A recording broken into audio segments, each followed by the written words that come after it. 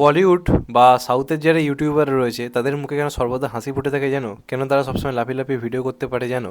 কারণ সেখানকার যারা সুপারস্টার যারা রয়েছে তাদের ক্রেজ এতটাই বা তাদের সিনেমালে যে রেসপন্স দেখা যায় সেটাকে তারা সেলিব্রেট করতে পারে বা এনজয় করতে পারে বলে তারা সেইভাবে রিয়াকশন করতে পারে। আমাদের এখানে সেটা করা পসিবল হয়ে উঠছিল না, কারণ আমাদের মাস অডিয়েন্স বাংলা সিনেমা থেকে অনেকটা মুখ সরিয়ে নিয়েছিল। ইউথ অডিয়েন্সের যদি কথা বলা যায়, প্রায় বলতে গেলে এক প্রকার মানে কমার্শিয়াল ইন্ডাস্ট্রিটা শ্মশানেই পরিণত হয়েছিল। মানে জিদ্দা ছিল বলে একা পুরো বাঁচিয়ে রেখেছিল, অক্সিজেন হিসেবে পুরো ছিল লোকটা, এবং তার পাশাপাশি সেই লোকটা টিকেছিল বলে এখন আমরা দেখতে পাচ্ছি মানে কমার্শিয়াল দিকটা অনেকটা দারুণভাবে ফিরে এসছে। এবং দেবদা সেই যে মানে কি বলবো জিনিসটা চলছিল সেটাকে যে বাঁচিয়ে তোলা, জানটা যে লড়িয়ে দেওয়া, সেটাকে ফিরিয়ে আনা খাদের কিনারা থেকে, সেটা কিন্তু দেবদা কোথাও গিয়ে করলো। খাদ থেকে যে তুলে আনাটা সেটা কিন্তু খাদান কিন্তু কোথাও গিয়ে করে দেখালো, কারণ খাদান যেটা করছে ইজ আনবিলিভেবল, এটা কল্পনার বাইরে। আমি এতদিন ধরে যে ধরনের ভিডিও করার স্বপ্ন দেখে এসেছি বা মানে রীতিমতো ঠিক সেই ধরনের ভিডিও আমি বাস্তবে করতে পারছি ভেবে আমার নিজেরও না প্রচণ্ড পরিমাণে আনন্দ হচ্ছে। তেমনই এক জায়গায় একটা ব্যাপার নিয়ে কথা বলবো। তো আজকে না মূলত হচ্ছে শনিবার দিন, হিসেব মতো আমরা দেখতে পাই সাউথের সিনেমার ক্ষেত্রেও শুক্রবার দিনে যে সিনেমাগুলো মানে রীতিমতো ফ্যান্সদের কথা ভেবে বানানো হয়, সুপারস্টাররা বানায়, প্রথম দিনে দারুণ চলে, সেকেন্ড দিনে কিন্তু অনেকটা মানে আমরা দেখতে পাই বক্স অফিসে পতন দেখা যায়। ইভেন পুষ্পাটুর ক্ষেত্রেও সাউথে হয়েছিল, প্রথম দিনে যে বক্স অফিসে ছিল তার পরের দিনে তার কিন্তু প্রায় হাফের হাফ কমে গেছিলো। আর তোমরা মহেশবাবু টাবুর যদি দেখে থাকো, গুন্টুর কারামের বক্স অফিস, প্রথম দিনে ফ্যান্সরা দারুণ বক্স অফিস এনে দিয়েছিল সেলিব্রেট করে, দ্বিতীয় দিনে কিন্তু নিউট্রাল অডিয়েন্সরা মুখ সরিয়ে নিয়েছিল বলে একটা বক্স অফিসে পতন দেখা গেছিলো। কিন্তু খাদানের ক্ষেত্রে বিরাট পজিটিভ দিক হচ্ছে নিউট্রাল অডিয়েন্সও কিন্তু জেগে উঠেছে।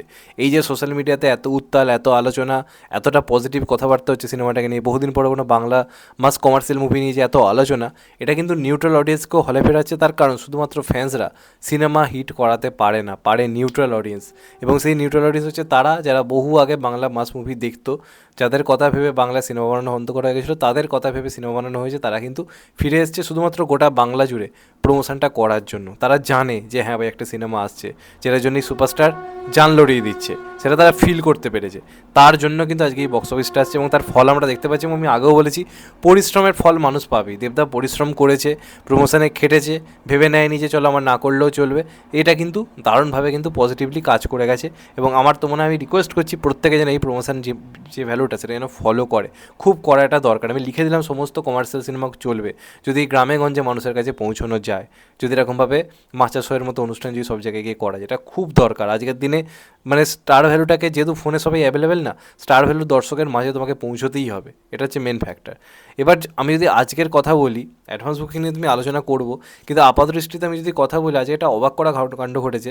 যেখানে আমরা দেখতে পাচ্ছি বাংলাতে ফ্যামিলি ড্রামার টাইম, সেই ফ্যামিলি ড্রামা চলছে না, সেখানে দাঁড়িয়ে একটা কমার্শিয়াল সিনেমা ঘন্টায়, আজকের দিনে দাঁড়িয়ে প্রথম দিনে আমি বলে দিচ্ছি ফ্যান্সরা দেখেছে ঠিক আছে, সেকেন্ড দিনে ফ্যান্সদের কথা আমি বাদ দিচ্ছি, যদি ফ্যান্সরাও দেখে ঠিক আছে, নিউট্রাল অডিয়েন্সরা মিলে আজকেও 1 ঘন্টায় 1,000টা টিকিট বিক্রি হয়েছে।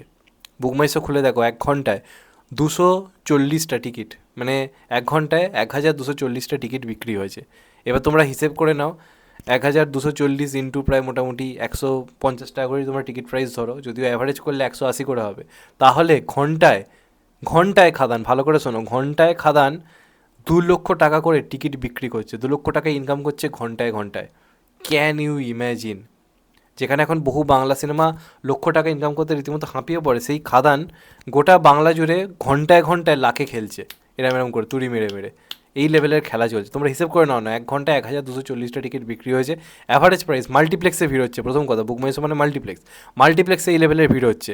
এবার তোমরা হিসেব করো, টিকিট প্রাইস আমি ধরছি 150 বা 180 অ্যাভারেজ করে, হিসেব করে নাও। 150 করে ধরলে হচ্ছে 1,86,000, আর 180 করে ধরলে প্রায় 2 লক্ষ প্লাস হয়ে যাচ্ছে প্রতি ঘন্টায়, সেই ইনকামটা হচ্ছে। Can you imagine? কল্পনা করতে পারছি। এবং আজকে হচ্ছে শনিবার, প্রথম দিনে কিছু জায়গাতে পজিটিভ রিভিউ এসেছে, নেগেটিভ রিভিউ এসেছে, এবং বহুদিন পর কোনো বাংলা কমার্শিয়াল সিনেমা, যেটা মেন পয়েন্ট, বহুদিন পর কোনো Bangla commercial cinema review proof হয়েছে। রিভিউয়ের কিছু যায় আসছে না, মানুষজন টিকিট কেটে চোখ বন্ধ করে যাচ্ছে। এটা তো ভাই দেব করে দেখালো ভাই, কাঁপিয়ে রেখে দিয়েছে, আগুন লাগিয়ে দিয়েছে বক্স অফিসে। এটা দরকার ছিল, যেটা আগেও হতো, রিভিউ টিভিউ গুলি মারো, দেব এসছে যাবো, ল্যাংটয় হলে নাচবো, সেই যে যুগটা, সেই পাগল করা যুগটা ফিরে এসছে। আমি খুব খুশি, আমি ভাবতে পারিনি এত তাড়াতাড়ি ফিরে আসবে।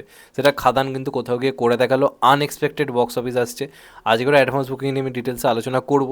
তার আগে আমি এইটা দেখে অবাক হলাম যে আমি ভেবেছিলাম আজকে হয়তো 24 ঘন্টার হিসেবে আমরা দেখতে পাবো, কিন্তু এত টিকিট বিক্রি হচ্ছে যে আজকেও বুক মাই শোকে 1 ঘন্টার টিকিট হিসেব তারা দিয়ে ফেলছে, এতটাই ট্রেন্ডিং। আনবিলিভেবল, জাস্ট আনবিলিভেবল, মানে কাঁপিয়ে রেখে দিয়েছে, আর কিছু করার নেই, এটা থামানো যাবে না, এটা খুব পজিটিভ সাইন এই সিনেমাটার জন্য। তো দেখা যাক কী হয়, তোমাদের এটা নিয়ে কি মতামত কমেন্টে জানিও। চ্যানেলটা নতুন হলে চ্যানেলটা সাবস্ক্রাইব করে দিও and get the bell icon. ভালো থেকো সবাই, টেক কেয়ার, নমস্কার, আবার দেখা হবে। ভালো থেকো সবাই, টেক কেয়ার।